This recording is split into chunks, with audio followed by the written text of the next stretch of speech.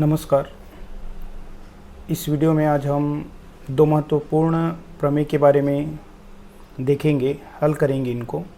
पहला प्रमेय हमारे पास प्रमेय नंबर 7, किसी वृत्त के किसी चाप द्वारा केंद्र पर अंतरित कोण, यानी वृत्त पर एक चाप रहेगा, उसके द्वारा केंद्र पर जो बनाया जाएगा कोण, शेष परिधि के किसी बिंदु, यानी परिधि चाप के छोड़ अतिरिक्त जो परिधि रहेगा वहाँ पे एक बिंदु लेंगे और उसी चाप द्वारा उस बिंदु पर बना कोण केंद्र पर बने कोण का क्या होता है, 2 गुना होता है। ये अपने को क्या करना है, सिद्ध करना है। तो यहाँ पे हम देख लेते हैं हमारे पास दिया क्या है, यानी हमारे पास दिया है वृत्त। तो वृत्त का केंद्र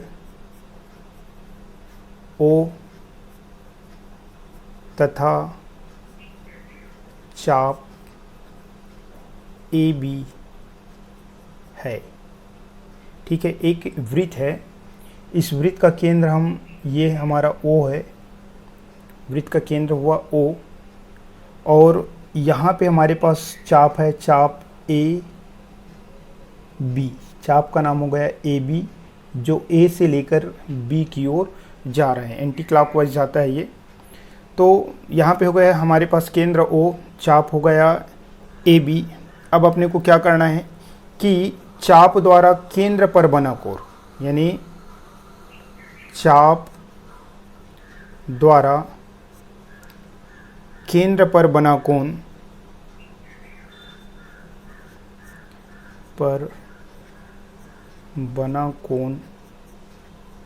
कोण का नाम हो जाएगा कोण AOB।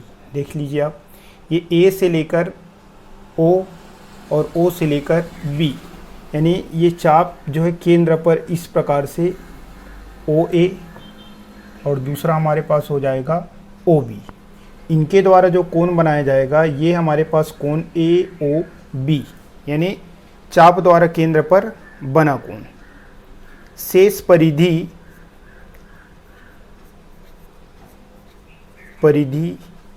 शेष परिधि के बिंदु C, शेष परिधि पर एक बिंदु ले लेते हैं, इसका नाम दे देते हैं C। शेष परिधि के बिंदु C पर चाप द्वारा अंतरित कोण हमारे पास आ जाएगा कोण ACB। इसको भी हम क्या करेंगे, मिलाएंगे। चलिए मैं स्केल का उपयोग करके मिला लेता हूँ ताकि अच्छा बने चित्र। ये इस प्रकार से ये मिला लिया।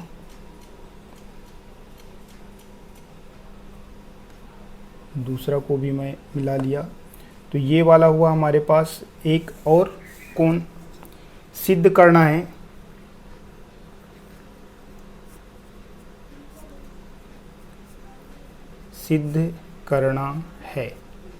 क्या सिद्ध करना है कि केंद्र पर बना कोण AOB, कोण AOB जो है 2 गुना होता है कोण किसका, शेष परिधि यानी ACB का। ये हमको सिद्ध करके लाना है कि कोण AOB का मान जो है उसका क्या होता है, 2 गुना होता है। ये हमारा मेन है। इसके लिए अपने को रचना करना पड़ेगा।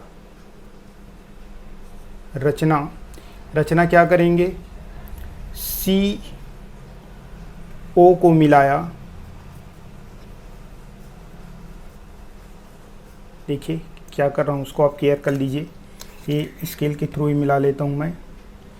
C से O को मिलाएंगे और कुछ पॉइंट आगे इनको हम कुछ दूरी आगे बढ़ाते हैं। मान लीजिए हम इसको M तक बढ़ा देते हैं। ठीक है, तो CO को मिलाया तथा O तक आगे बढ़ाया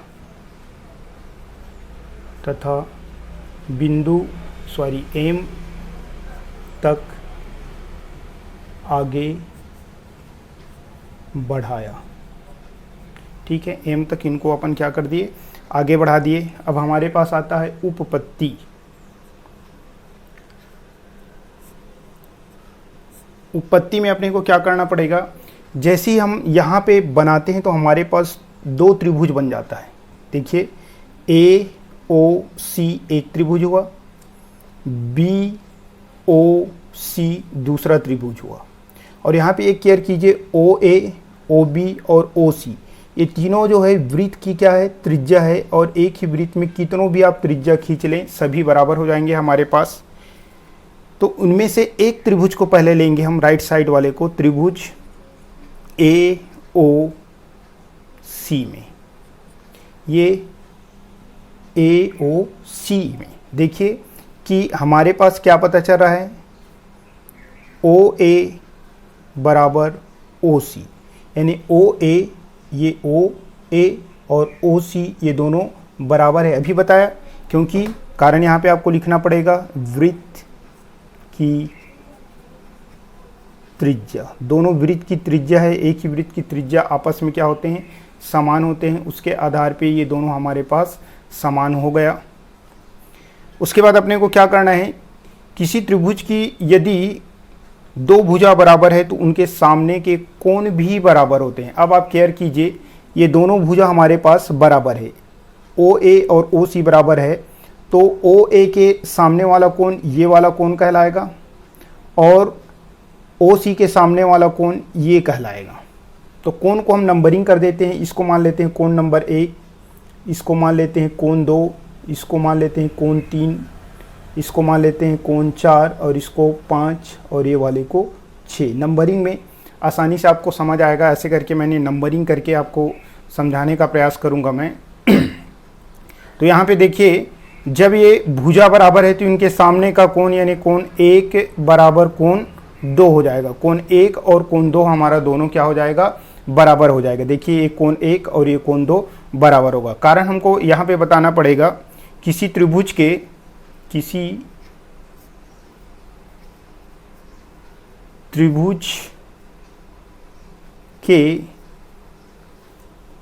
दो भुजा बराबर हो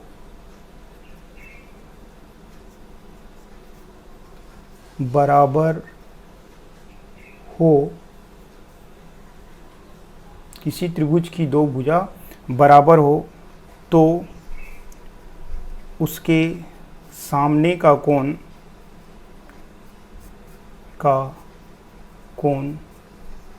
बराबर होते हैं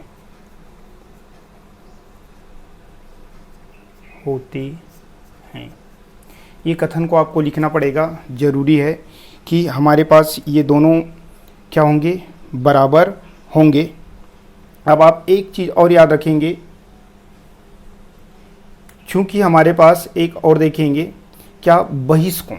बहिष्कोण में क्या होता है, यानी बाहर का कोण, यानी किसी त्रिभुज के अगर हमारे पास त्रिभुज के बाहर कोण बने, जैसे देखिए त्रिभुज ए ओ सी, इस त्रिभुज के बाहर की ओर एक कोण बना है 4, बाहर की ओर बना है यानी बहिष्कोण, और इसके जो संलग्न बने हुए कोण हैं ये इनका जोड़ा है, और इससे थोड़ा दूर है यानी सुदूर अंतः कोण, यानी अंतः यानी अंदर की कोण, यानी कोण 1 और कोण 2, यानी कोण 4 जो है 1 और 2 के बराबर होगा। क्यों बराबर होगा, तो यहाँ पे अपने को कारण भी लिखना पड़ेगा। तो यहाँ पे देख लेते हैं पहले कि कोण 4 जो है बराबर है कोण 1 धन कोण 2 का। ठीक है, तो यहाँ पे कारण अपने को लिखना पड़ेगा, क्या लिखना पड़ेगा, किसी त्रिभुज के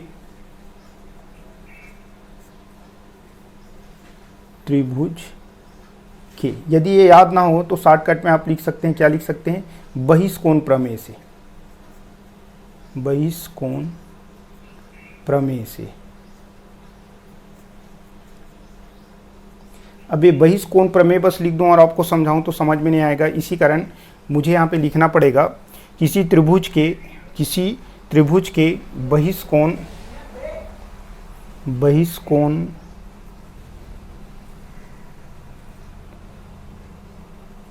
की माप, बहिष्कोण की माप सुदूर अंतः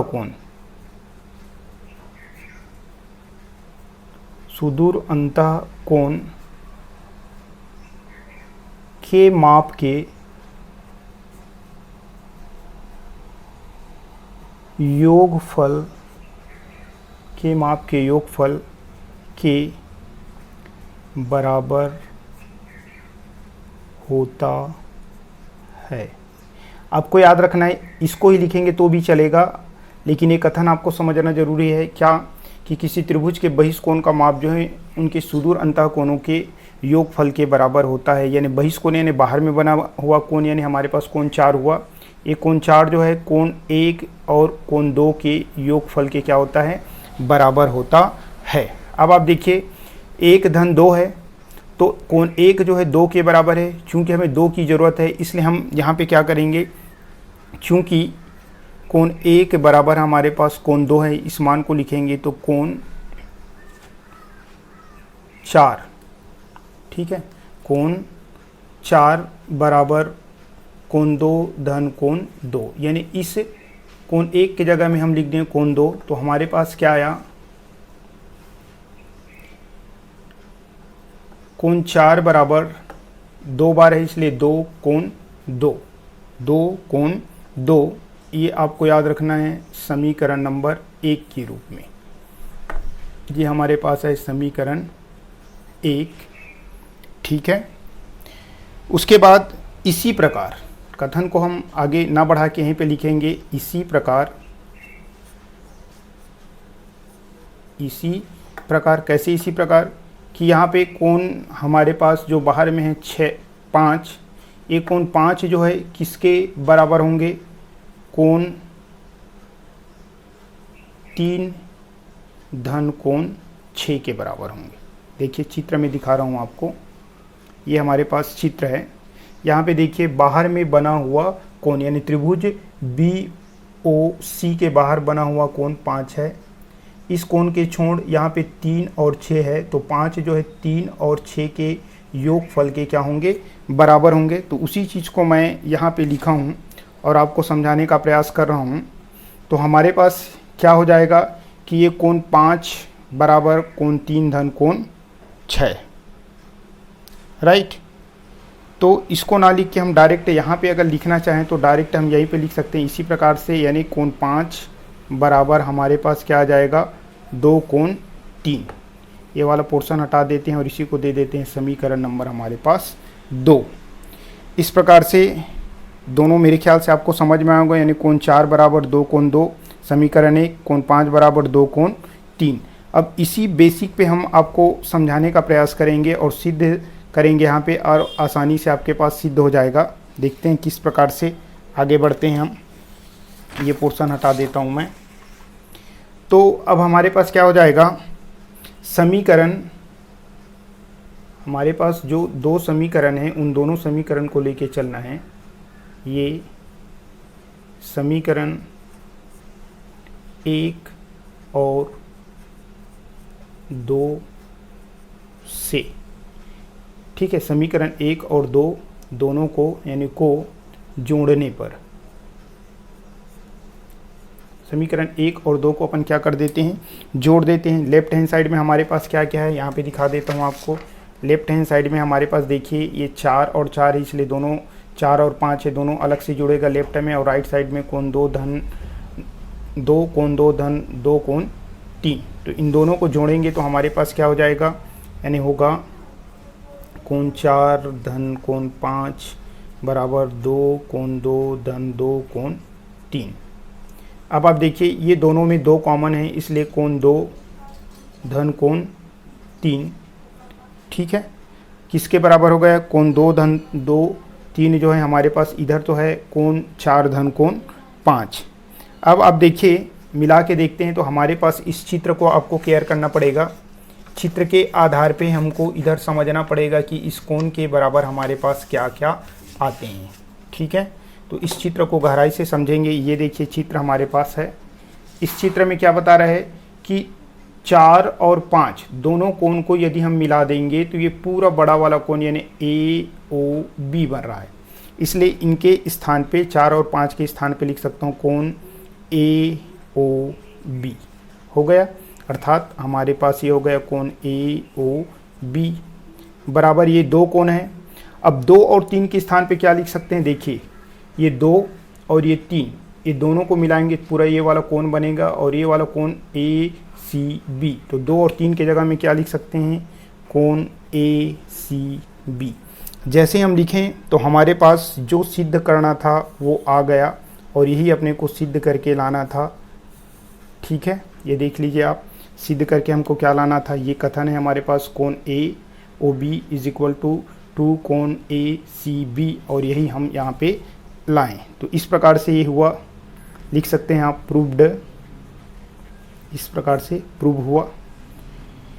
ठीक है, उसके बाद अपन देख लेते हैं प्रमेय नंबर हमारे पास 2 है। प्रमेय नंबर 2 में जो मोस्ट इम्पॉर्टेंट है, यही जनरली आपके पास पेपर में आता है, और जब तक अभी जो प्रमेय समझाएं उस प्रमेय को नहीं समझेंगे तब तक वो प्रमेय आपको समझ में नहीं आएंगे। तो देखिए प्रमेय नंबर 10, चक्रीय चतुर्भुज के सम्मुख कोणों का योगफल 180 अंश होता है। तो पहले तो आपको समझना है कि ये चक्रीय चतुर्भुज क्या होता है।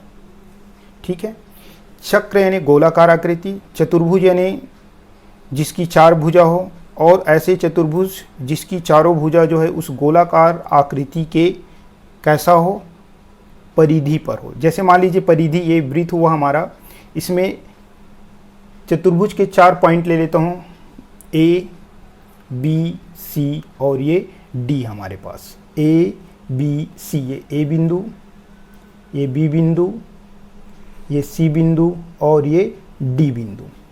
अब ये चक्री चतुर्भुज कब कहलाएगा, जब इनके चारों जो शीर्ष है किस पर हो, वृत्त के परिधि पर हो। तो इनको मैं मिला लेता हूँ इस प्रकार से,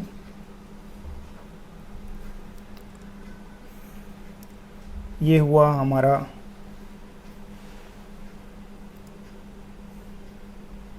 चक्रीय चतुर्भुज।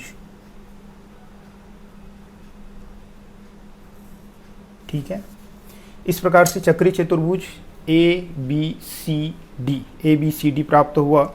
अब हमको दिया क्या है और किस प्रकार से इनको बनाना है, अब ध्यान देंगे। हमारे पास दिया है एक चक्रीय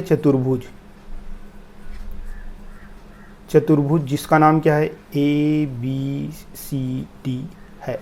केवल और केवल यही दिया है कि एक चक्रीय चतुर्भुज है हमारे पास, और उस चक्रीय चतुर्भुज का नाम क्या है, ए बी सी डी है। और यहाँ पे वृत्त का केंद्र हमारे पास क्या है, ओ है, वृत्त पर बना है इसलिए।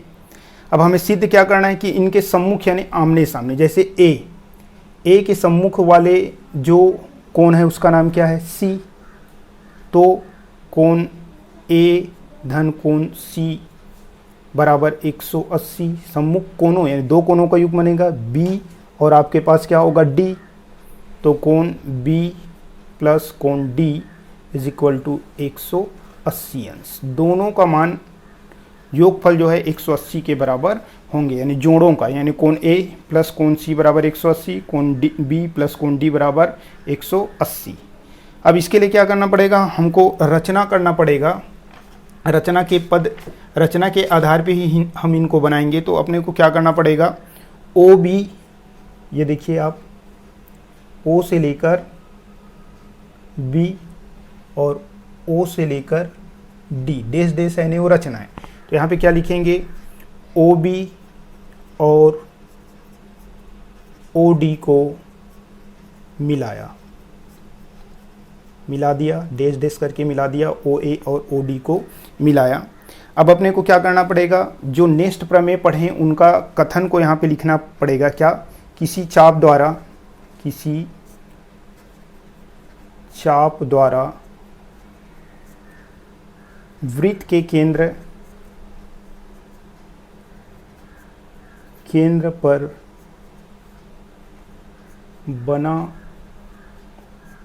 कोण, किसी चाप द्वारा वृत्त के केंद्र पर बना कोण शेष परिधि के किसी बिंदु पर बने कोण का 2 गुना होता है। ये कथन नेक्स्ट वाला प्रमेय में हम पढ़े हैं। उसके आधार पे आपको समझना है, क्या समझना है कि ये बी ओ डी मान लीजिए मैं इसको 1 मान लेता हूँ, ये वाला कोण 1 है, और इधर को मान लेता हूँ ये 2, यानी BOD अर्थात कोण 1 किसके बराबर होगा, किसके 2 गुना होगा, 2 कोण A का। इस कथन के आधार पर लिख सकते हैं, इसलिए क्या लिख सकते हैं हमारे पास कि कोण 1 जो है 2 गुना होगा कोण A का, राइट। अब दूसरा एंगल से सोचिए, B के लिए 2 के लिए सोचिए, ये 2 है, 2 के इधर फ्रंट में क्या है C, तो ये हमारे पास कोण 2 जो है किसके 2 गुना हो जाएंगे, 2 कोण C का। इसी को, इतना को ही समझना मेन जरूरी है।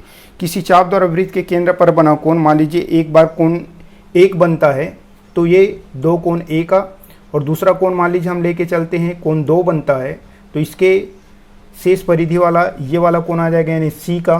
तो 2 जो है किसके 2 गुना होंगे, C के, और 1 जो है किसके 2 गुना होंगे, A के।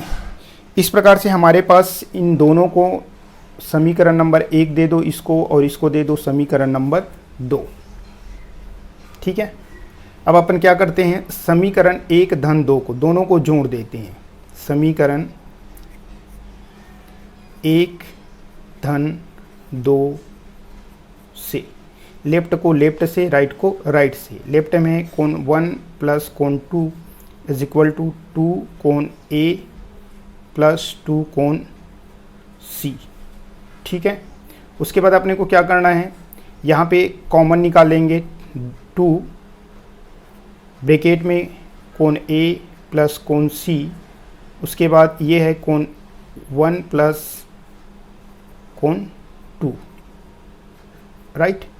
अब अपने को चित्र के माध्यम से ये क्लियर करना है कि हमारे पास कोण 1 और 2 किसके बराबर है, कोण 1 और 2 किसके बराबर है। आप देखिए ये हमारे पास है ये कोण 1, ये, उसके बाद इसी को आगे बढ़ा रहा हूँ कोण 2, यानी एक प्रकार से गोलाकार आकृति बना है, यानी वृत्त बन रहा है। तो वृत्त का अंश माप कितना होता है, 360 अंश। तो हम बोल सकते हैं कि यहाँ पे चूंकि कोण 1 धन कोण 2 बराबर 360 अंश होगा, यानी कारण दे सकते हैं वृत्त का अंश माप। और वृत्त का अंश माप कितने का होता है, 360। तो यहाँ पे आ जाएगा हमारे पास 360 अंश बराबर 2 कोण A धन कोण C, ठीक है। ये इसके साथ गुना है तो इधर जाके भाग हो जाएगा, तो 360 बटे 2 इज इक्वल टू कोण A प्लस कोण C, या इधर लिख देते हैं आप कोण A प्लस कोण C इज इक्वल टू, ये दोनों को डिवाइस करेंगे तो 180 अंश, यानी हमारे पास क्या आया, कोण A धन कोण C बराबर 180 अंश, राइट। नहीं लिखेंगे तो भी चलेगा ये।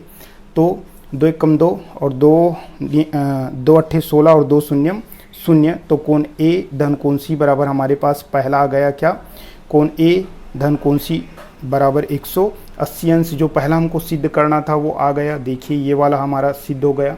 अब दूसरा ये देखेंगे कि इनको भी हम सिद्ध करें। इसके लिए अपने को क्या करना पड़ेगा, चलिए देखते हैं। इसको हल करने के लिए कुछ नहीं करना पड़ेगा, अपने सिंपल सा लेंगे, क्योंकि हमको पता है कि चक्रीय चतुर्भुज के चक्रीय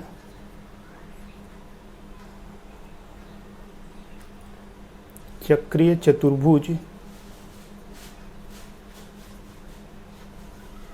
के सम्मुख कोणों का योग,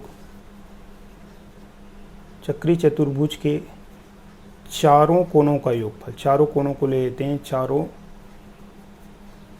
कोणों का योगफल बराबर 360 अंश।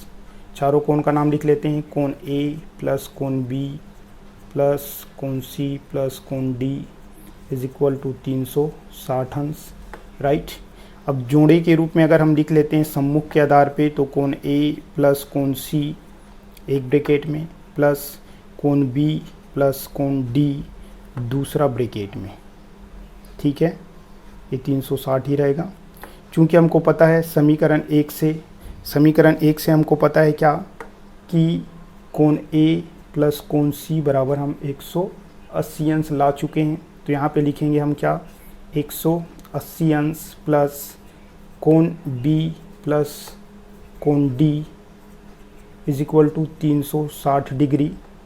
अब अपने को क्या करना है, कोण B प्लस कोण D को रखेंगे, चूँकि ये प्लस है तो उधर जाके क्या हो जाएगा माइनस, यानी 360 में 180 यदि हम घटाते हैं, ठीक है, 360 में यदि हम 180 घटाते हैं तो हमारे पास क्या आ जाएगा, कोण B प्लस कोण D इज इक्वल टू 180। ये हो गया हमारे पास दूसरा, ये 180 दूसरा भी हमारे पास सिद्ध हो चुका है, ठीक है। यहाँ पे अगर देखें तो पहला हमारे पास क्या था, पहला ये वाला था कोण A धन कोण C बराबर 180, दूसरा क्या है, कोण B धन कोण D बराबर 180। तो दोनों यहाँ पे हुआ, तो यहाँ पे अगर लिखना है तो लिख सकते हैं, जगह यहाँ पे कम है इस कारण से दूसरा पेज लेना पड़ेगा, वही ज़्यादा अच्छा है, ले लेते हैं दूसरा पेज। थोड़ा सा कथन लिखना है और उसी को आपको बताना है। चलिए कोई भी जगह अपन लिख लेते हैं, चलेगा। यहाँ पे लिखेंगे अतः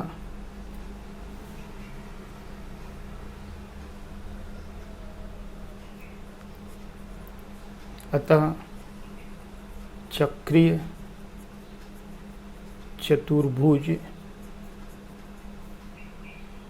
चतुर्भुज के सम्मुख कोणों का योग का योगफल 180 अंश होता है। ये हमारा हुआ सिद्ध इति सिद्धम। देखिए इस प्रकार से हमारा समाप्त हो जाएगा। क्वेश्चन बनने के बाद कोई भी बनाते हैं, एक लकीर खींचकर नेक्स्ट प्रश्न की ओर आपको जाना होता है। विश्वास करता हूँ कि वीडियो आपको समझ में आया होगा, मोस्ट इम्पॉर्टेंट है। वीडियो देखने के लिए धन्यवाद। ये मेरा गणित का पहला इस प्रकार से बनाया गया वीडियो है।